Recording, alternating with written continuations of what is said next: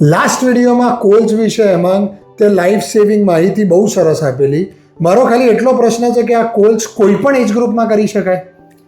એટલે આપણે જે લાસ્ટ ટાઈમ વાત થઈ એવી રીતે એડલ્ટ અથવા એલ્ડરલી પેશન્ટ માટે બરાબર. હવે બાળકોમાં થોડી અલગ ટેકનિક છે, કારણ કે બાળક થોડા નાજુક હોય. જી. એમાં બાળકને તમે હાથમાં લઈ લો, નાનું બાળક હોય બરાબર, એને આ રીતે તમે બાળક આની અંદર મૂકી દેવા. એટલે તમારી અથડીમાં બાળકની પીઠ હોય અને આમ એન સર્કલ કરી એની ચેસ્ટ ઉપર આ બે થંબ આવે જે આપણો ચેસ્ટ બોન છે, બરાબર, અને કમ્પ્રેશન આપવાનું આ રીતે. કેટલું?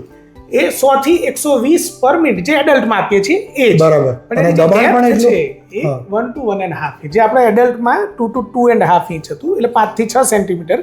એના કરતાં આમાં 1 to 1.5. બીજી પણ એક ટેકનિક છે, સપોઝ આપણે આયન સર્કલ ના થઈ શકે, આ રીતે આયન સર્કલ ના થઈ શકે, બાળક થોડુંક મોટું હોય, તો પછી જે ચેસ્ટ બોન છે એનું, એના ઉપર તમે આ બે ફિંગર મૂકી દો, એના લોઅર પાર્ટ ઉપર આમ કરીને 1 and 2 and 3 and 4 and 5.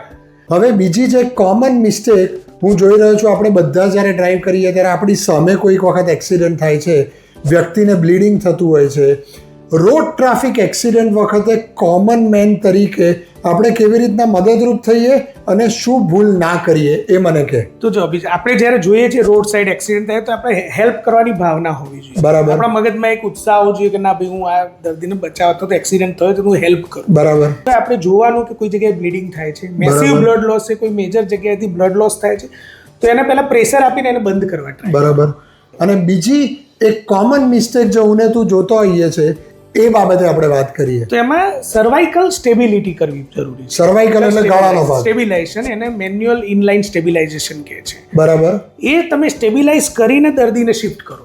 એ કેવી રીતના સ્ટેબિલાઇઝ? આપણે પિક્ચરોમાં જોતા હોઈએ છે કે પેલો કોલર પહેરાવતો, એટલે એને સ્ટેબિલાઇઝ કરી અને એને તમે શિફ્ટ કરો, કારણ કે જો શિફ્ટિંગમાં જ જો તમે સર્વાઇકલ સ્પાઇન દર્દીનું જો તૂટી જાય અથવા તો એમાં ફ્રેક્ચર થઈ ગયું હોય અને જો હલી જાય અને સ્પાઇનલ કોર્ડ કમ્પ્રેસ થઈ જાય તો મોટી બીમારી, પેરાલિસિસ સુધી પણ મોટી વસ્તુ જઈ તકલીફનો શકે. આપણે સામનો કરવો પડી શકે. તો આ વ્યક્તિને શિફ્ટ કેવી રીતના કરવાનું? તો એ દર્દીને જ્યારે તમે મેન્યુઅલ ઇનલાઇન સ્ટેબિલાઇઝેશન કરી દીધું, પછી એને નીચે તમે હાર્ડ અને ફ્લેટ સરફેસ પર લઈ લો. એમ્બ્યુલન્સ જ્યારે પણ આવે તો સ્ટ્રેચર ઉપર તમારે ખાલી રોલ ઓવર કરવાનું હોય કે જેથી એની એકદમ મિનિમલ મૂવમેન્ટ. એટલે બેસાડીને શિફ્ટ કરવાનું કે કશું નહીં કરવાનું, ખાલી રોલ ઓવર કરવાનું કે જેથી એમાં મિનિમમ મૂવમેન્ટ થાય. બરાબર. અને જ્યારે દર્દી શિફ્ટ થઈ જાય પછી એની ચેક રિસ્પોન્સ કરો કે ભાઈ જાગો છો. આપણા જૂના વિડીયો પ્રમાણે તો કોલ્સ તો છે જ. એટલે એક થયું calls, compression only life support, અને બીજું થયું mills, manual inline stabilisation.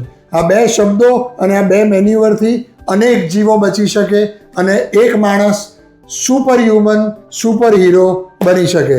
Stay tune guys. Hemang જોડેની આ ચર્ચા આવનારા વિડીયોમાં પણ ચાલુ રહેશે. Take care guys. Jai Hind.